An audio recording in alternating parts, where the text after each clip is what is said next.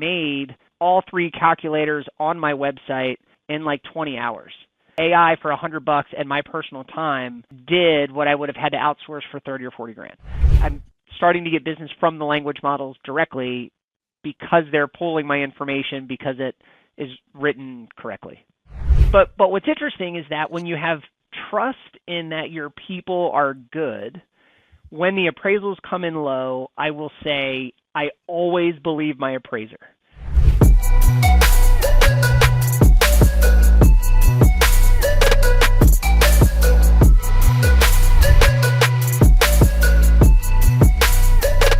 Episode 53 of Market Moves with Mark and Jeff.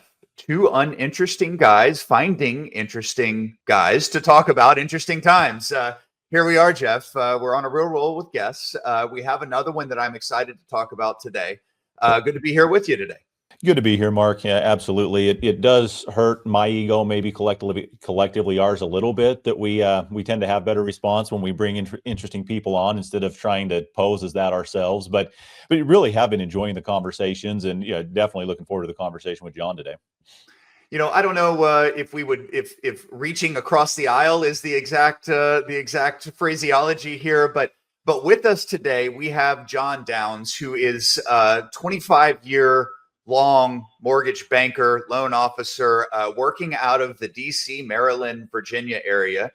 Goes on Twitter by Advisor John, and I have come to kind of watch his content, know him a little bit, just by the stuff he's putting out there. And it's similar to my view on things, and we connected through social media, and just had a few conversations, and we thought it would be great to come on and talk a little about his perspective on this housing market, interest rates, artificial intelligence, how it's affecting everything in the real estate business. John, it is great to have you here. Yeah, thanks so much for having me. I hope I can be as interesting as you pitched me up to be. Well, it took us a little while to get you on, and both your schedules and ours, but you were around. You've got a daughter, I think, getting ready for college and kind of figuring out where she's going to go, but trying to tackle an academic or an athletic scholarship. Is that right? I think that's what's going on. It is. Yeah, no, it's funny when I think of the thing that finally made us really connect. It was sort of this idea of, we think of, we talk a lot about AI and just how it's disrupting stuff and maybe our individual businesses separately, and really every business for that matter. And I kind of tossed out questions. I'm like, geez, my kid's going into 11th grade, and the sport that she's in, which is girls lacrosse, they actually kind of lock these kids down in September of their junior year, which is kind of early, right? But the idea of, hey, what is that kid going to be doing in the future?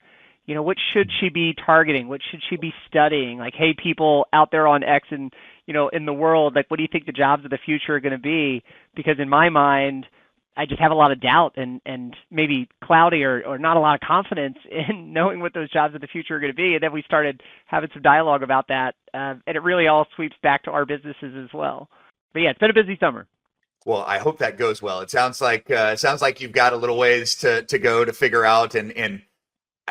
It was a nasty business when I was in high school looking to play sports in college. I didn't understand it at all, and there was no internet to teach me. In my certain circumstance, there was no coaches to teach me or show me the way, and it was a rude awakening. I didn't understand that people would do that to 18-year-old kids, treat them this way.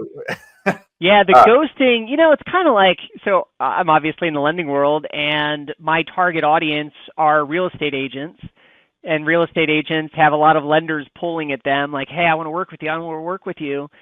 And we just get used to trying to make calls and introductions and never, ever getting a response back, or finally getting someone on the phone and having a great conversation. And you're like, wow, we might actually do some business together.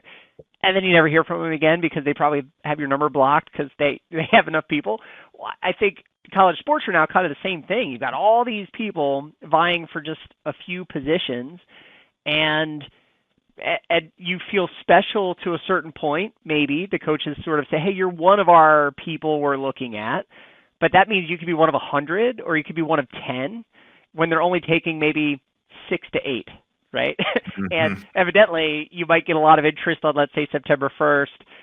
And I can only imagine, right? Maybe like 3 schools and they're all in my daughter's top 10 and she's like thrilled, like, oh my God, they really want me. And then bam, you never hear from them ever again. And so I hear a lot of those stories. So I think it's either going to be a nice life learning lesson. Maybe she'll understand my job a little bit better. I might need a child therapist that's watching this reach out to me. I might need you in mid-September, but we'll see how it goes. Boy, all I can offer is a shoulder to cry on, John. I was when I was a senior in high school, late to it. Rice University was a really good baseball program in our city, and at the College World Series, they had been talking to me for a while. Called from the College World Series, said, "Hey, when we get back, we're gonna lock up a scholarship." I was on cloud 9, as you might imagine, and then never heard from him again, and was stuck sort of trying to pick up the pieces. I think I'm still picking up the pieces today. Maybe I'll complete that soon enough. Yeah. Well, I don't know what I think about it yet.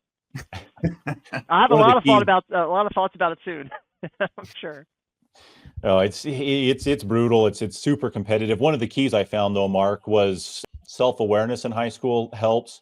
I was at a basketball camp. I played football and basketball in high school, and we were at a college summer camp that they put on, and the college coach was there. And my coach relayed this to our whole team, which I didn't terribly appreciate at the time, but he would pointed me out and said, "Man, that guy is the most fundamentally sound player that you've got on your team. Unfortunately, he doesn't have a lick of natural talent." And I think that was about the beginning and end of my aspirations to play outside of high school, was the recognition that, I probably didn't have what it took to get there in the first place. So I never had hopes and dreams to get shattered, beyond high school. That's funny. No, so I got into Ironman training in late 2012 and through 2013. It was kind of on the sort of the back end of our industry being absolutely awful for 3 years, right? And second guessing life and being probably mildly depressed that it was just so hard and bad. And then I was like, well, I got to get back into like my roots of fitness, which is, I used to do a lot of stuff when I was younger. And so then I get into triathlons and I hired a coach. I was doing pretty good, like an age group guy. And my coach was like, hey, let's just have a meeting. Let's figure out what your goals are for the following year. And of course, in my goals, I said, well, I think I can make world championships. I think I can place top 3 in my age group. And I think I can, get a lottery spot and go to Kona. And I think I can do pretty well. And he was like, all right, let's dissect that a little bit. And he was super motivated. And he was like, all right, so gear, like you got all the gear. Your gear's not fantastic, but it's good enough. Like it's not going to limit you. You've got all the motivation and discipline. You're nailing all your workouts. Like really impressed with your consistency. He's like, but you might be missing one thing. And I was like, all right, what is it? I'll work on it. I'll get it. And he goes, DNA. I was like, ouch. But he was right. Like it was, he had coached some people that went to world championships, and they're wired differently, right? From all the different levels that you can sort of like look and analyze someone. But he was just like, I just want to level set this. Like, let's just be kind of real with where you are and who you are as a mid-30s person. I've done all your testing. Let's get real. and now when I try to do things similar to my teenage girls, it doesn't work well. Right? You don't want to shatter dreams, but sometimes that delicate balance of trying to be real yet provide optimism and direction, it's like a fine line, both in business and raising kids. I think sometimes I wonder, is it better to just not be real at all and just be dreamy? Or is it better to be super real and no dreamy? I parent probably somewhere in the middle, but probably because that coach scarred me. Yeah, I try to, John. That was even my daughter has, since 8 or 9, talked about being like a neurosurgeon in 8 or 9. Nobody knows what that is, and it just kind of kept that. And it's like that realism. It's like, look, I don't know if I see you with the drive of what I understand a neurosurgeon to be, and do you want that life, whatever that is? The money will be great, the prestige is great, but do you want that life that comes with it? So I think that. That was a difficult thing. I think I questioned myself telling her that, and maybe almost advising against the surgeon. Anyway, you can be an appraiser, a third generation. Exactly right. she has not, like me, has not thought about doing that at all in her younger years. And then both Jeff and I are second generation and jumped in that way. Well, let's dive right in the middle here, John. I think of kind of some big macro assessment of real estate business with real estate professional generally in the middle of this blossoming artificial intelligence sort of solve all that we are working through right now. I don't know if you are glad that you put this out there or not. I'm sure it just sort of put out and nobody read it, but it really caught my eye. And it was that you were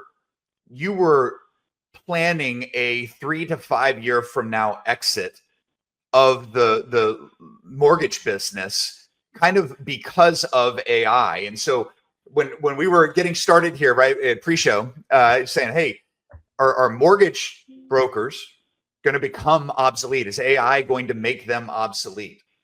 What are your thoughts on all of this as you dissect it? Yeah, no, we're going to go deep in my soul on this one. So it's funny, when I floated that out there, it was kind of like, I think I have to do that. I don't know. And I'll tell you what it started is I think the early stages of AI and ChatGPT, I didn't really enjoy a lot of it. I thought it was kind of cheesy. I thought the outputs were not great. But then as each of those new models wound up coming out, they just got so good. Now they're still flawed.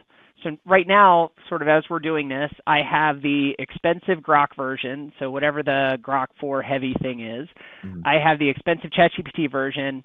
I loaded up for the expensive Claude version and Gemini. So I've been testing out now all of like the super expensive whatevers for 4 months, and I'm trying to test it out both on creating stuff for our business, but then also to just play consumer. So just play regular first-time home buyer asking questions, or move up buyer asking questions. Like how is it giving me answers? Are the answers correct? Where are they pulling the answers from? And then based on all of that, what is my value in life in this career? And I'm still worried about it. I'm probably more worried for a bunch of other loan officers than I am for myself, only in that my new sort of revelation is that AI needs to scrape stuff to give stuff. So I started diving better into, before I thought YouTube videos is the way to go. Oh, I'm just going to do a bunch of YouTube videos and people are going to find me and they're going to deal with me. And now I'm also trying to run a business and a personal business, right? So Vela Mortgage and then my mortgage group. And so not a lot of time to do a lot of it, but decent views, 0 leads in 2 years on YouTube. Now, some of the YouTube stuff and video stuff I put on social media, and then I get some traction and some awareness. So, I think there was a Coca-Cola executive once said, the thing about advertising is, 50% of it works. You just don't know which 50% it is. So I think there's a part of that at play. But then when I sort of caught on to that idea that, these models need to go get stuff to give you the answer. And then maybe the early days when I was looking at it, maybe the reason I hated it so much and the answers were so bad is because they truly are pulling from a bunch of garbage online, like stupid articles that people wrote that maybe they were wrong or who knows. Separately, we have a business meeting, and this is over the years, we talk about how mortgage companies have such awful content and that most all the articles and things that they publish are really high-level junk. Like no one's going to really learn anything from it.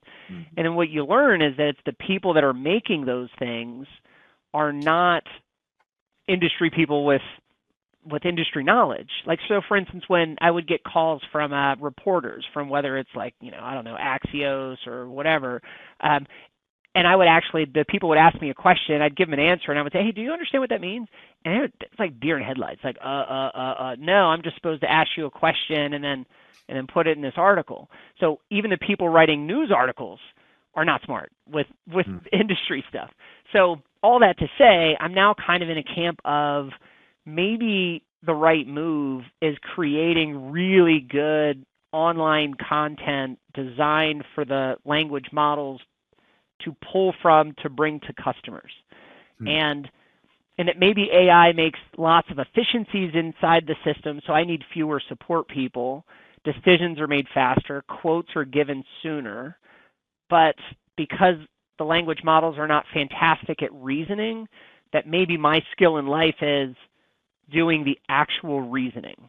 And then I'll shut up and let you guys ask questions because I can ramble about this forever. But, I posted something else. I don't know if you saw this one where I was getting mad at AI because I kept catching it doing stuff either completely wrong or they would veer off after a while. Like we'd come up with some rules and they're okay. And then you get 3, 4, 5 chats in and it just took like a fork.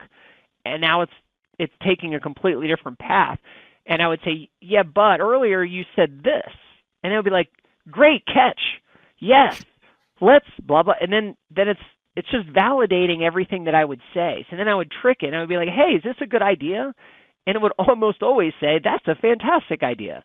And it went completely against what it told me yesterday was the right idea.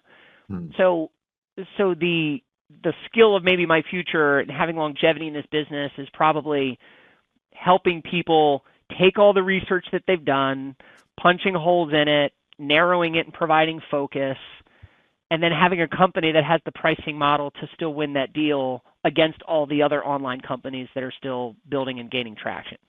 So I know that was like a full circle thing, but it was a lot of like AI and how I've evolved with thinking I'm dead in 5 years to maybe maybe it's 6.5. No.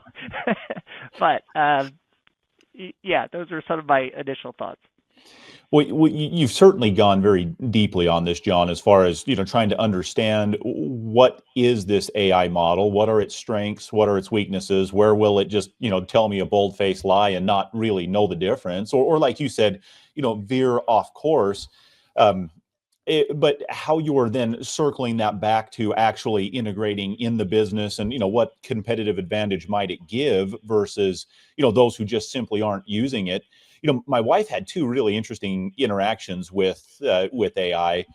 One was really positive. She recently had talked about trying to find a personal workout routine, kind of along the lines of what we were talking about before. And she played sports in high school and went on and got a scholarship in college to play softball. So she's the athlete of our family, and I'm not, which is painful to admit. But but she had sustained a shoulder injury at one point, so she has some limitations on things she can do. And she said, well, I just thought, well, crap, why don't I just ask for AI to create a workout routine for me given my limitations? And it spit out exactly what she had been looking for. And she'd been looking on a whole bunch of other, kind of pre-programmed things that people have put out there, in the space. And I like this, but I can't do, certain aspects. So I have to modify these things. And it gave her an answer that was really good and saved a whole bunch of time, or kind of she could contrast the fact that she was spending a whole bunch of time researching, where this literally spit out exactly what she was looking for in short order.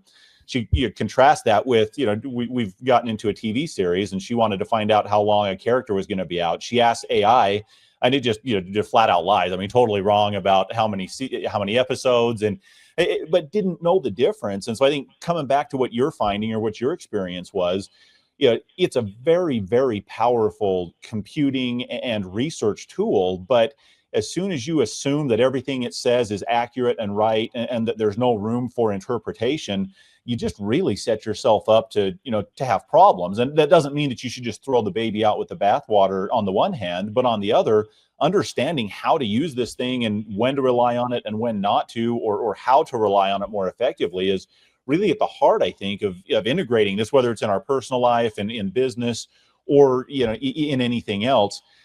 Is it your perspective that that it still poses a threat, maybe just further down the road, to the loan officer looking to provide that type of loan obtainment service, to the customers out there that you're currently working with today? 100%. Yeah. So I was trying to build these calculators, and the calculators, so that there are plenty of mortgage calculators out there that just run like payments. But there really are none out there that run payments and closing costs perfectly for market areas. And like, for instance, in Maryland, I don't know how many counties we have, 20 some counties, every single one of them have a different transfer tax rate as just an example. And you could have your closing cost could be 1% higher to the sale price in one county over another county. So $1 million house, that's 10 grand. So I wanted to build individual calculators for the individual states that I serve, DC, Maryland, Virginia. And I had quotes from these developers that one was $7,500 for all each, and then the other was, I think, $10,000 or $11,000 for each. And then when Anthropic came out with Claude's new, I forget what the new version of Claude was, but it was like $100 a month. I was like, let me just mess around with that and drop my spreadsheet in, and I made all three calculators on my website in like 20 hours. So now I couldn't have done that 6 months prior because the technology didn't exist to do it. And I'm sure someone could still make them look a lot better, but the numbers work. And it's like I'm a dumb loan officer, and I basically just took out $30,000 or $40,000 of revenue from the system, right? So like because AI for $100 and my personal time did what I would have had to outsource for 30 or 40 grand. And that was multiple quotes. So it was like real quotes of what I did. Wow. And so I think if you just look at that little difference of the time, how much smarter Grok 4 Heavy is with the way I guess they take 3 or 4 Groks and they talk to each other to complete the task and they remember a little bit more. Like that one is even way better than what I thought certainly what Grok 3 was just 3 months ago. So, and then the chat models are different too. When you upgrade to the bigger chat model, the $250 a month instead of the $25 instead of the free, I think you get kind of a different vibe of all those too. So if that learning curve continues, there's got to be this little parabolic point where, who was that? The guy, the Microsoft guy, I can't remember his name. Musk hates him, says he was at Epstein's Island all the time. I can't remember his name. Anyway, the guy, he was like a big investor in Microsoft, and he's created this like avatar. And he was basically on a podcast saying, I think we're all going to have, like our grandparents will never die because they will have an avatar and they will program it to be them. And then kids can talk to their grandparents forever. And you'll talk to your dad forever. And maybe our kids today with all these little AI companions, maybe their buddy is an AI companion that never dies and it stays with them forever. And it begins to learn everything and help them learn from their mistakes and remind them of things in the future. And that's their future digital counselor.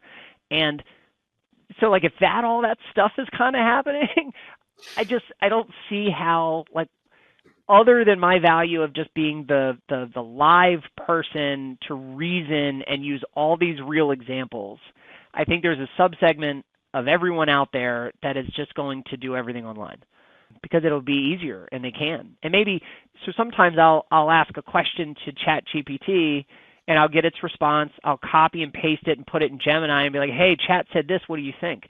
And then I'll get them both arguing against each other. And in the end, sorry, my camera went out. And then in the end, it all works, right? Like I can use them both to get a good answer. Just like I might be sitting at a dinner table talking to people and debating a topic, your AIs can debate the same topics if you're good at reasoning. Now the question is, are a lot of people good at reasoning by themselves without counsel of real people? I think that's the bigger question.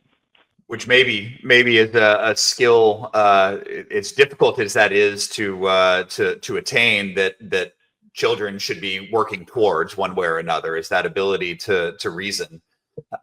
It's fascinating, and in the appraisal world, we all have the same fears.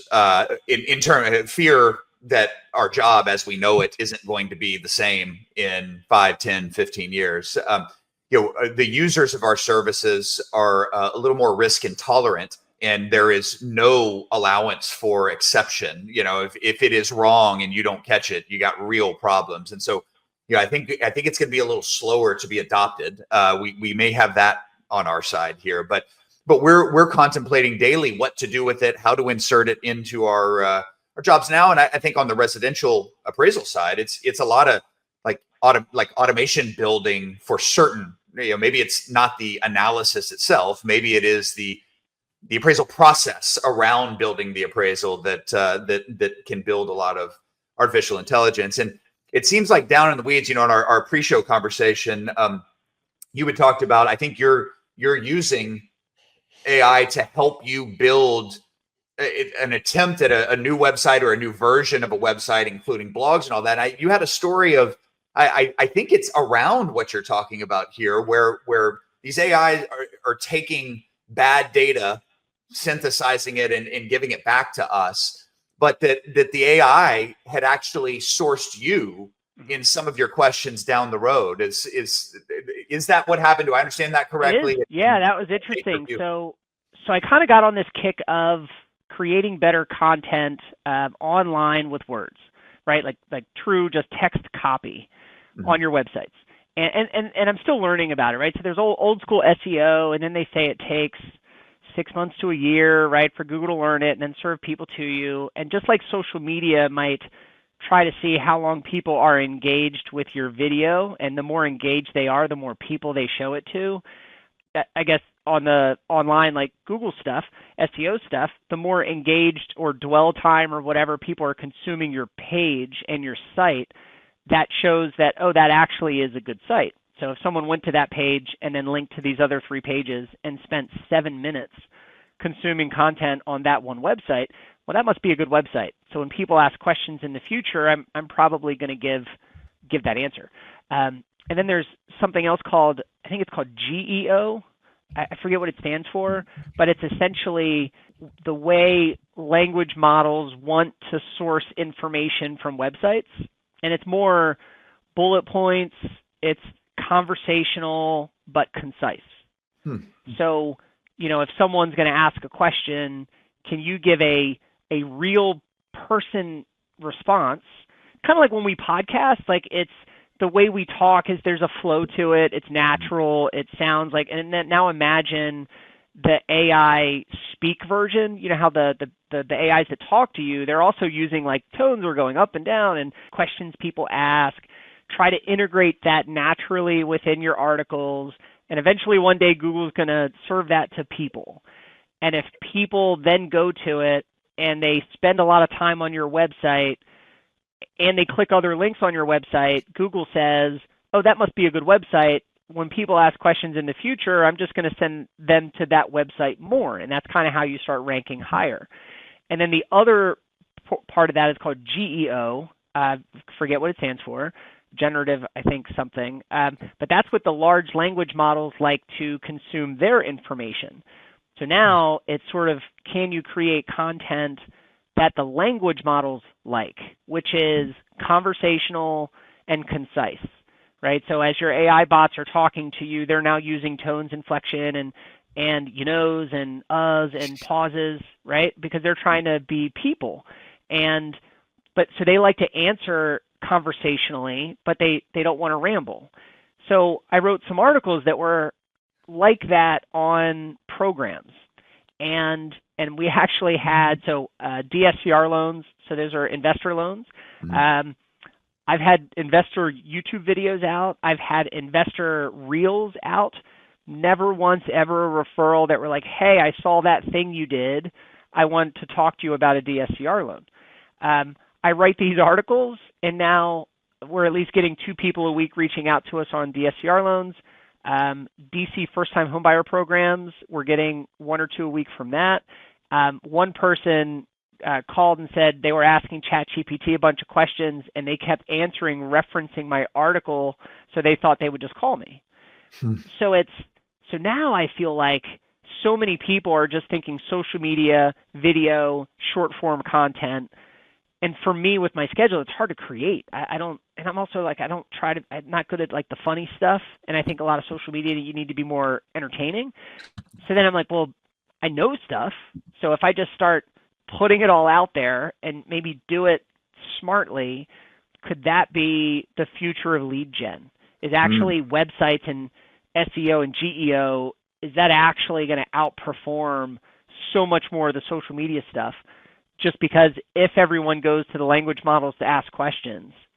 Now, I still don't rank high if you say, who is the best lender in Maryland? Or something like that. Like I actually think Google reviews and 5-star reviews. Yelp, I might actually take their call. Like, I think that stuff actually probably works better because the language models are like, oh, you want a good person? Well, that person has a lot of reviews. And it annoys me because I know some like 30-year-old loan officers been in the business 2 years, and like all their college friends just did 5-star reviews and they've got like 200. And you look them up and they've closed like 15 loans in their career. So like that too has a flaw.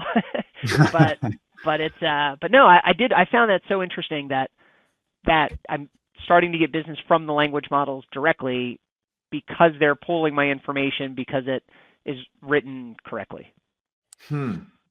Well, it seems like for 2 decades, Google has just dominated the search and really the answering a question. You know, the format was, 10 blue links and you kind of would go on from there.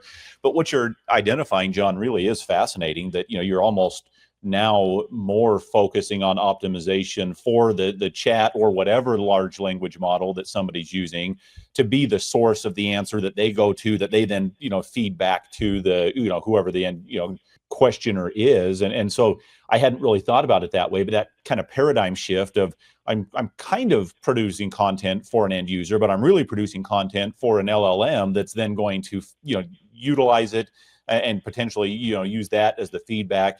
And increasingly, I mean, from what I'm seeing, it seems like they're trying to source or provide links or like documentation for where they're getting answers and information, as opposed to, just that. It's certainly if you prompt them for that, they can. They vary on, how good they are, at that part of it, maybe. But am I kind of encapsulating that correctly as far as your perspective or outlook on what you're targeting when you produce content? For sure. So it could be the same thing as my buddy owns a gym and in town. He's my kind of workout and race partner, and everything about him is fixing people that have, like, they're broken in some way. They have limitations with their body, and they're trying to both fix those limitations but then still do stuff with their limitation. And so if he had his page optimized properly and maybe a few of the right articles that were written for, the top 10 exercise workout plans for people with shoulder mobility issues, just making that up. And then he did that, but then he also had a bunch of other ones. And then your wife asked that question, there's a chance that just they would pull his stuff, or if she said, oh, that's a great workout plan. Is there anyone near me in the whatever city that specializes with people like me? And then that's maybe where he comes in.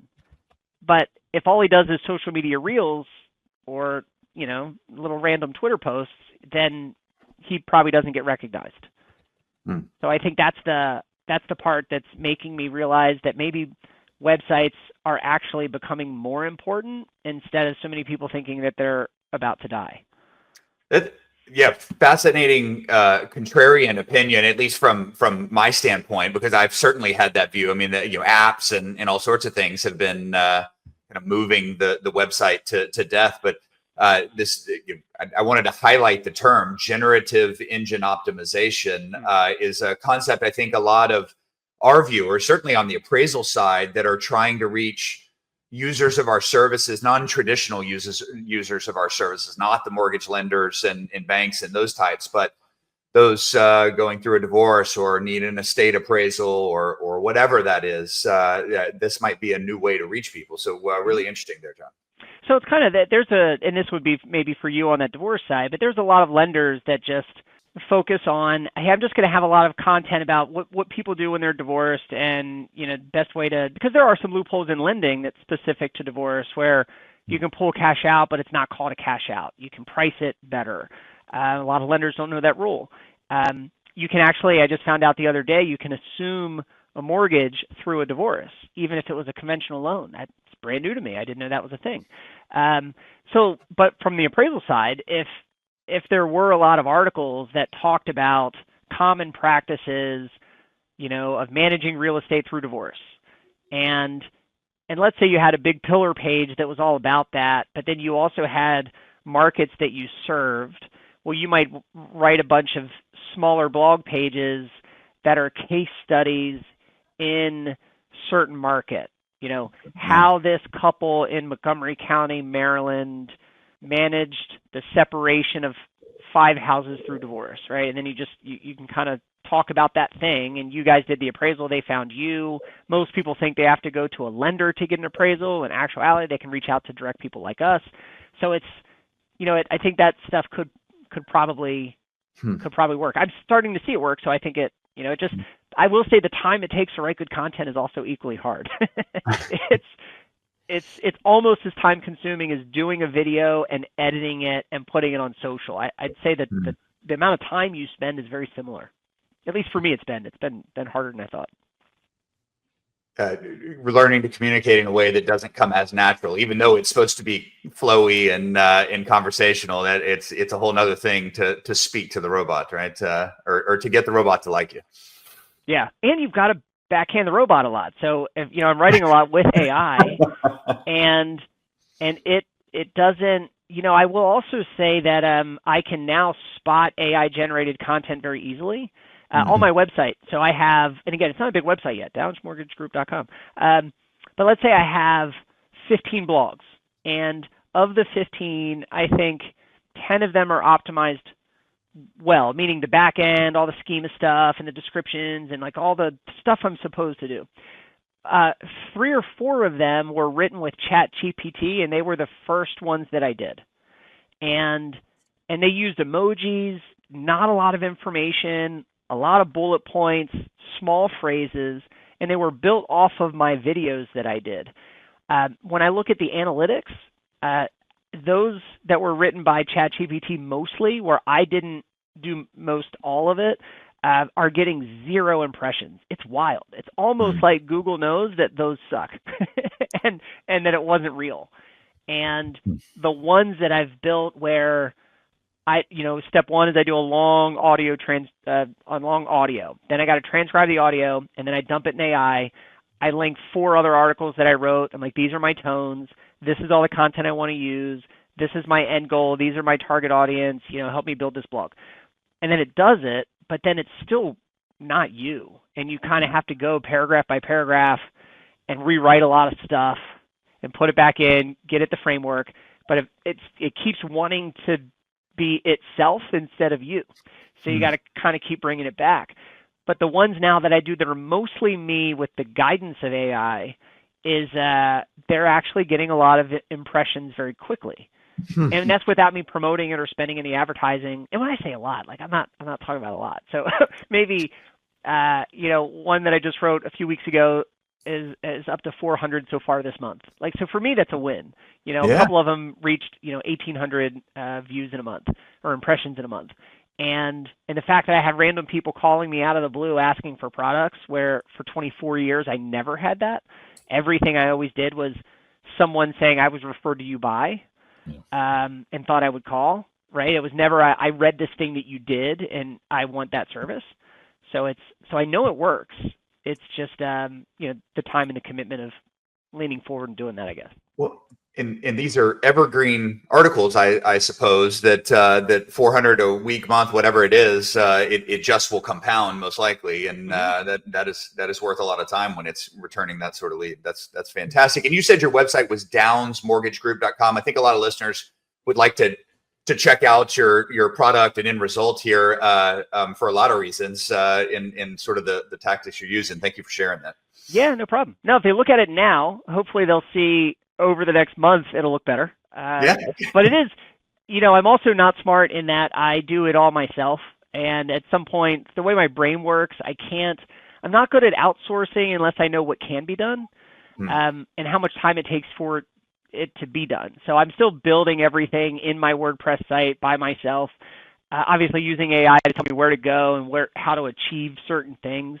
I certainly don't think it's going to be the most visually pleasing site in the world, but it'll be good enough. And I think sometimes with how I'm viewing AI and how they're scraping information, I also don't know if your website has to look really awesome. I think it can just have really good content and still work. Whereas like videos and short form, a lot of the stuff people are doing on, Instagram, TikTok, whatever, that you kind of have to have really good production quality, sort of, or be really funny to gain traction. So I think that's another interesting piece to doing stuff the old school way. Somebody we quote a lot here on this podcast is Chamath Palihapitiya, and I've been hearing him say over the last 3 or 4 weeks that that kind of describing UI and UX as sort of a wasted exercise in the new world, that you can just easily connect a bunch of background code and script between actions or tools, and that's really all that's needed, because the end result is coming through whatever it needs to be, but so it kind of jives a little bit with what you're saying, where UI UX has been everything, that determines the stickiness and all. Now you got somebody just reading the depth of the information that's present. Right. Well, great. Well, let's switch gears a little bit and talk about the market, if you don't mind. I saw a graph yesterday. I think Jeff can share it on the screen here. That is, just a largest gap ever catches my mind, because everything is worst in 40 years, John. This is the comfortable headline that we're used to seeing on all sorts of mortgage applications and whatever else that's coming out there. But, we have this building inventory. We have a lot more sellers out there than buyers. It seems that we have a bunch of fence sitters on both sides that are just looking for a reason to fence sit longer, until things sort of even out. And I've seen you talking about it, recently and kind of ongoing, the what you see in your marketplace right now. But how are you, when you see this chart, when you see how does it jive? What are you seeing in your marketplace in terms of buyers, sellers, inventory? Yeah, so so we're seeing exactly that. I think that is what's interesting about that chart. So if you think about, so in 2020, 21, and let's say all the way up to early this year, most every purchaser that currently owned a home, at least that I dealt with in my DC metro region, they mostly retained the house they were leaving as a rental. So that if you look at that 2020, 21, 22, where there was this huge gap, it was like a whole bunch of buyers and no sellers, we could argue that a lot of those would-be sellers became landlords. Mm-hmm. And so now I think what we have is most of my new buyers who own a house are no one's saying I want to keep it as a rental anymore. It's very, very interesting. A lot of those that were rented for 2 or 3 years, a lot of those landlords are like, yeah, I'm ready to sell it. So you have those, what normally would have been on the market in 2021 and 2. I think you have a bucket of those that are adding to inventory at the moment. And then you just have, at least in the DC area, it's interesting that, so DC, so 9 out of 10 people, very, very liberal, and not happy with the administration and not happy with what's being done and how it's done. So there's a general sense of pause and uncertainty. But then if you go right over into Northern Virginia, it's hotter than hot still. So still inventory rising, but it's hot. It's a busy market. And you get into Baltimore, and the Baltimore MSA is just starting to slow down. DC's been slow for all year. Now, when you then start peeling back, like, okay, why are all those things happening? Well, all the people in DC, they didn't know what DC was going to look like. Who all is going to get laid off? Is the city going to implode? Is real estate prices going to drop? Why not just rent for another year? So there's a whole bunch of that. Now, I think the longer we get through this cycle, I think people get more clarity in maybe reality. And, we're starting to see, of the people that maybe lost their government jobs, a big, huge chunk are finding jobs and making more money. A whole bunch of people are like, oh, I'm actually not going to lose my job. And so I think that fear is starting to dissipate a little. I think interest rates pulling back a little is starting to help. I think values have rebalanced to a large extent, at least in DC proper. Mm-hmm. In Northern Virginia, the employment economy has been really strong. And I think a lot of that is, Amazon went over there. They have much more of a tech influence. Virginia is a very tax-friendly business environment. Maryland and DC are not. So I think a lot of the businesses went there. So employment is really good. And that's what's driving that market and keeping it so strong. And the Baltimore MSA is one that is not overly transient.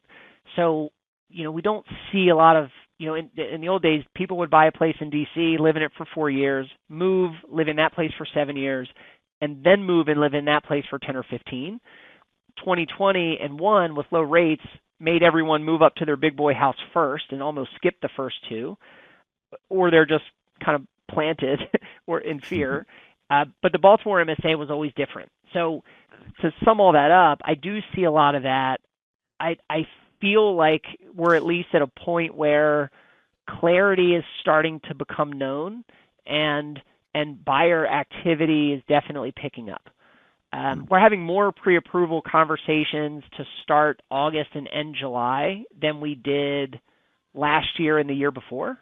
So I think that's an interesting stat. So people might start with lenders and go through pre-approvals and pull credit and, hey, what does this look like? Now, a lot of those conversations have been easier because stock valuations are at all-time high. We have an aging grandparent population that is also very wealthy. And there's a lot of money flowing downstream. So I do believe that whole K-shaped economy thing where the haves have a lot and the have-nots are finding real struggles, I think that's definitely a thing. I think my region and the Northeast as a whole, I think it probably is more of the haves than the have-nots. So when you look at all those charts, you'll actually see the sort of Northeast, the Mid-Atlantic Northeast performing much better than the rest of the country. But I think that's a lot of why. Yeah, we've observed that, just with some of the other charts nationally that show that the market in the Northeast, it has been generally stronger than the rest of the country. Really, interesting to see. John, I wonder, and really interesting, your context and kind of color around, 20, 21, 22, buyers were holding on to their old house and becoming landlords, not the case today. I wonder, if part of that is a function of the price point at homes where somebody has to sell the home to transfer equity to buy at the current, price points that are still, relatively high. From your interactions with buyers, does that explain the reason that not many today are holding on to the house, but they're actually selling it? Or is there some other explanation for that shift in trend that you've observed? So I think there's a lot of little things that moved. So, as an example, if you kind of remember, just use social media as sort of the guide. And maybe I'm influenced because I follow a lot of real estate people because that's what I do. And all I wound up seeing in 21 and 2 and early 3 is house hack. If you don't own 20 properties by the time you're 30, you're a loser. That's the secret to getting wealth. Just buy as many places as you can. And, that was just the energy of the market. Buy, and hold everything forever.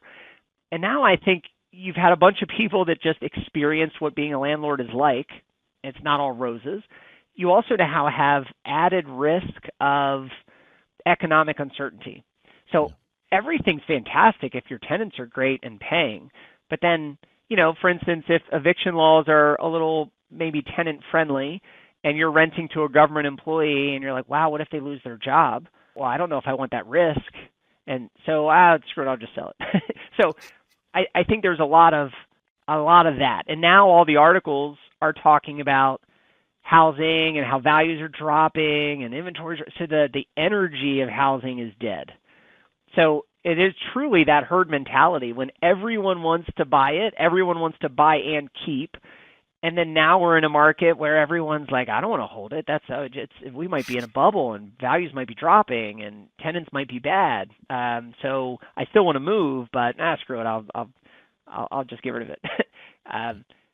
So I think it's more that. I think the people that are keeping their places right now that I have buying are mostly a lot of people that have property in areas that are not selling well. So forced landlords more than anything. Does that make sense? Like, so DC condos, the market's awful.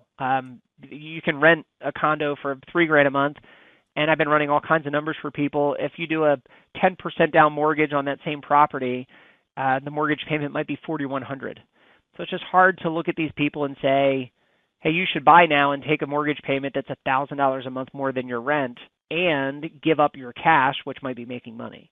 So wherever those imbalances exist, I'm seeing people just keeping their as a rental and saying, hey, I'll just wait till the other side of when the city starts expanding again. But yeah, it's a lot of change of mindset more than anything.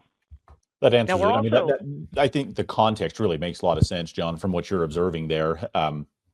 The reasons behind, and I think that herd mentality really is a real economic force. We've talked a lot on this podcast about just the psychology in the market, and I'm always envious of those that are smarter than me, and you'll see Warren Buffett talking about when people are greedy, it's the time not to be, and when people are scared or conservative, is the time to be greedy, meaning move into a market where everybody's wanting to get out of or has gotten out of. And but it's just fascinating to observe this kind of herd mentality or market psychology, whatever you want to call it.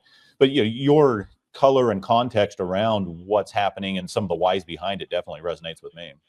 yeah, it's kind of the other thing where also in 2021 and 2, everyone wanted to buy a second home somewhere out in areas where very few people owned second homes.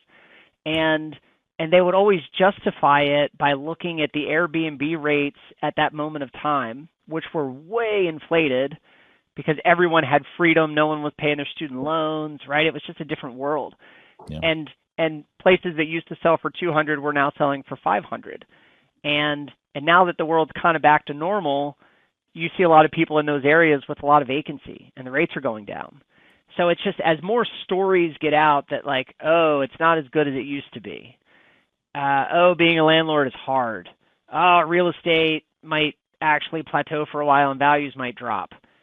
All that feeds the herd, which the herd is saying per that chart, don't buy. And now I also believe that I think more my area. So you guys are also around the country, and every area is different, right? You have depopulation efforts with immigration. Not only get rid of people, but then bring fewer in, and I think that winds up playing a part in local economies and local housing. And I think I don't know. My personal feeling is that the fear of the moment is probably putting a lot of people on the sidelines that had they just been active right now, I do think fast forward 2 years, they probably feel better about doing something now. There's another post, and I don't know if you see this in the appraisal world, so many sellers are not dropping their prices, but so many buyers are not writing opportunistic offers either. So there's the stalemate where it's just everything's kind of there.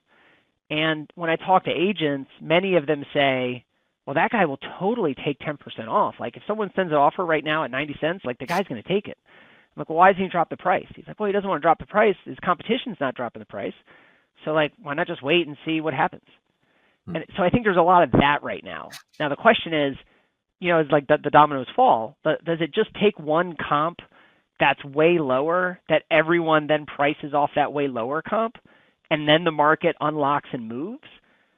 So just like when values were going nuts and they were going up, the reason they kept going up so nutty is every buyer was willing to pay 3 to 5% over the last comp. But if every buyer paid 3 to 5% over the last comp, the prices can jump 20% really fast, in a 6 or 8 month window. So yeah, I am curious to see where it goes from here. I'm more opportunistic of the future of housing right now with this imbalance. I just think buyers need to realize the power they have and be willing to write some offers and have some sellers laugh at them and act insulted. But who cares? Just go write another offer. Find that seller that will say yes, because that person will likely reset the market, and then everything will probably start moving. Starts moving. That makes a lot of sense. John, it's this, just the way that markets work and interact is fascinating. That somebody sitting on a listing that would take a 10% below offer, but is certainly not going to reduce the asking price even a couple of percent to try to induce the offer is just interesting. It's just fascinating. On the appraisal side, we definitely saw that same thing where, when markets were running up, the new comp was the new benchmark by which everybody measured the market. And they said, well, I know things are going up, so I'm probably going to have to pay more than what that one was.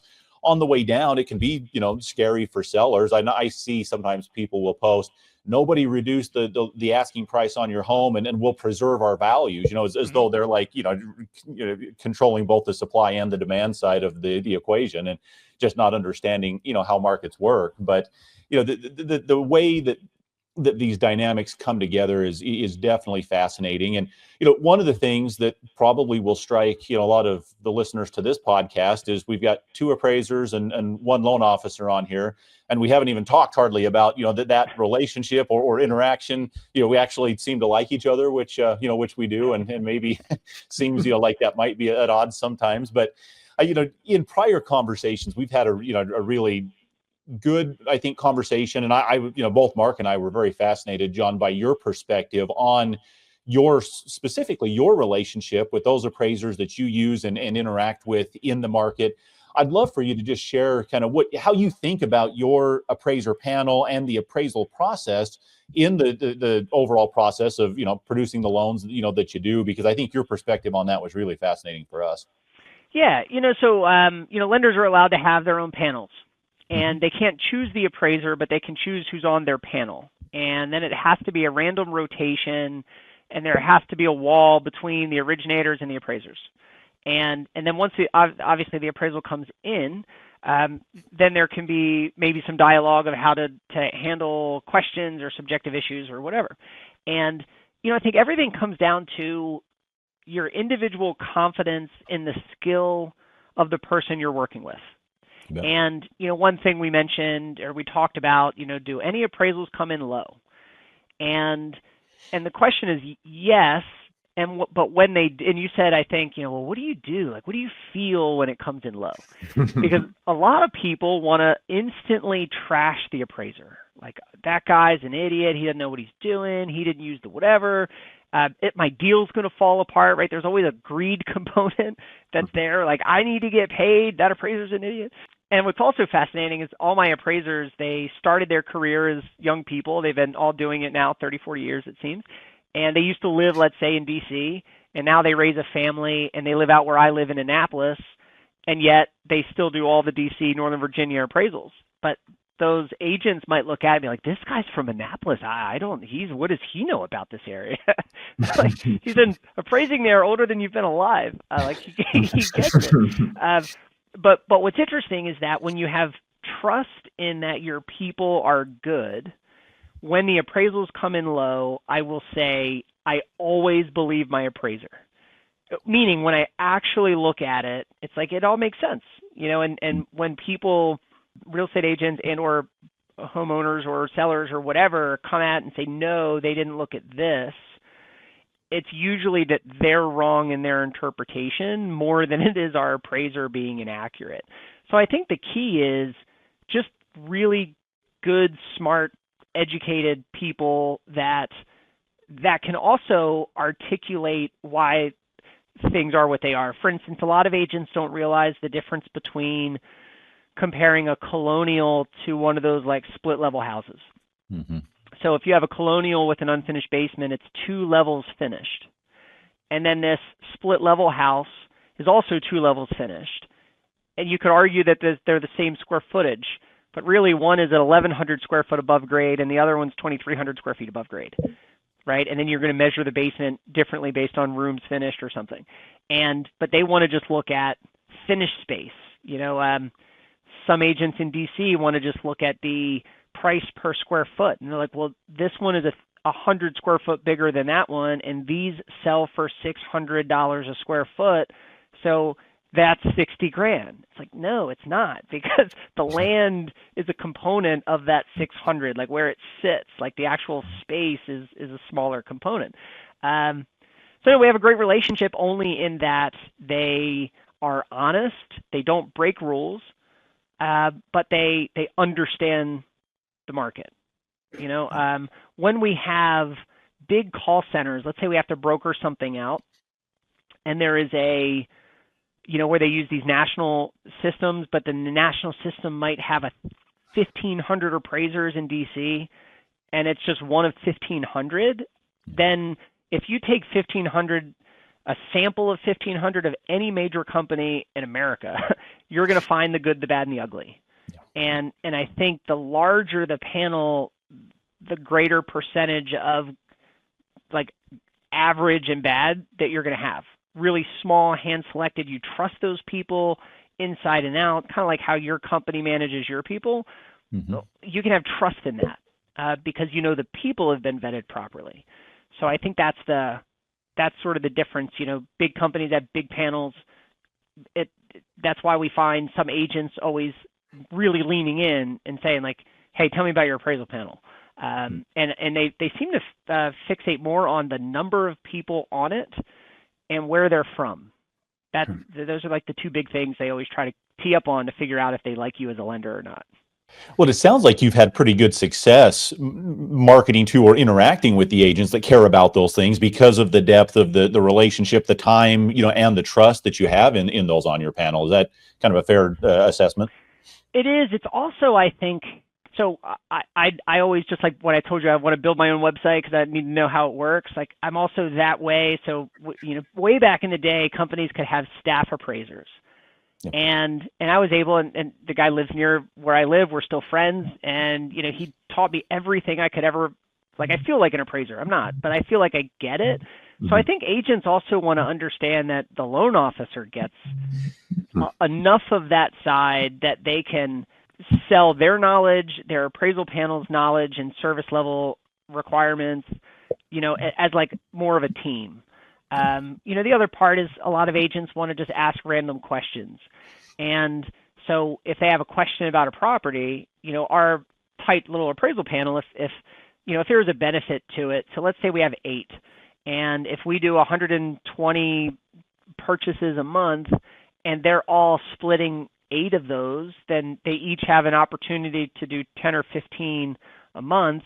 You're important enough as a company, revenue-wise, that you'll also take calls from agents and kind of help them out. And, if they want to bounce an idea of like, hey, how would you view this from a value perspective? So I think those appraisers sometimes also become part of our sales team too.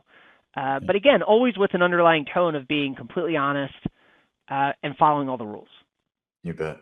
Man, that's fascinating, John. I appreciate that perspective. And I think you found in this modern age of sort of commoditized processes, you've found a way to navigate that with a little bit more traditional, controlled and relationship level building there. And I even as I'm listening to your understanding or attempt to understand appraisal and walk your client through the appraisal process, know enough to be able to do that, it sort of reminds me of the niche you're trying to, or the opportunity you're seeing with artificial intelligence that we talked about in the beginning. It's like, look, I understand what's out there. I'm the one that can speak deeply about this topic, not just take the regurgitation of the headline at the top of a Google blue link or something. Mm-hmm. So I see you connecting those, and it's really great to hear. You've been very gracious with your time. We are really fortunate to have you today talking about these big ideas, and we would love to be keeping track of your progress. We'll do it following your website here and your efforts with GEO and all the other things that you've got going. But thank you for sharing what you're doing here and being so curious about all these changes that are coming to us. Yeah, no worries. No, it's a lot of fun. I could talk about this stuff all day. Really, it is. I am fascinated by, what's most interesting, and then we'll kind of wrap it up. But there's appraisal waivers now, right? That you guys know that the agencies are kind of doing, and there's also automated underwriting. And so when people think of AI, they're like, well, there's AI, and then there's all these automated systems, and they're all going to take away our jobs. Well, what wound up happening is that while those systems still exist, they're still not every deal. There's still the need of the professional. And I think the reality is maybe we need fewer people in the industry just because the technology is going to take some of the other things. But the skill and the experience of a real person is going to be required indefinitely. Maybe just not on every single thing now. Maybe it's only on 7 out of 10 instead of 10 out of 10 or 6 out of 10. So it'll be interesting to see how all this continues to evolve. And as it does, we should do more of these. Boyd, absolutely. And, Mark, if we can create a polymarket bet, I think I would be willing to take the over on John still being in the profession in 6 or 7 years from now.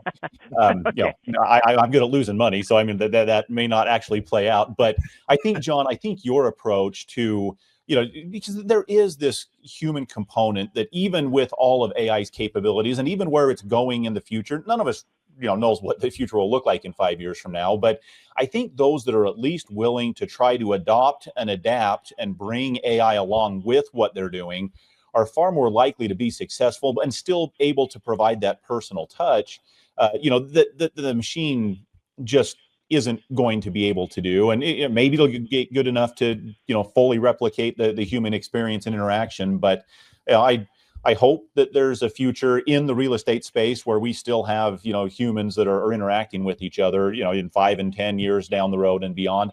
I suspect that may be the case. I'd be willing to make the bet on it, at least on you anyway, because I definitely, your approach resonates with, I think, what the real estate transactor of the future looks like. So we definitely appreciate that. Yeah, it makes me think. So I had a deal 2 weeks ago that it wound up getting an appraisal waiver, and the inside of the house was a disaster. I had roaches everywhere, holes in the wall, electric so many problems with this house.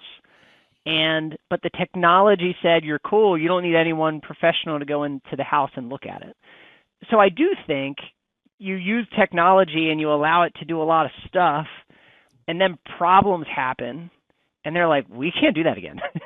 Right? Yeah. You think of the financial crisis. Everything's like, oh, we don't need to look at income. Everything, look how well everything's performing, and then everything crashes.